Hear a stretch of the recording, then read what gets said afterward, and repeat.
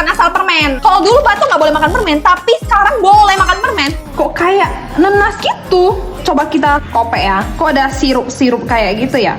Wow. Mungkin ini yang buat tenggorokan jadi enak. Kayak makan balsem, kayak seger gitu. Di bagian hidung, mulut, sampai tenggorokanku sekarang dingin, guys. Pantas aja ini viral obat berkedok jelly, guys. Kalau tenggorokan kalian lagi nggak enak, lagi batuk gitu kan, kalian wajib coba ini. Ini gampang bawa di mana-mana lagi kan. Masuk tas kalian pun cukup ini. Kalau kalian mau beli sendiri ya.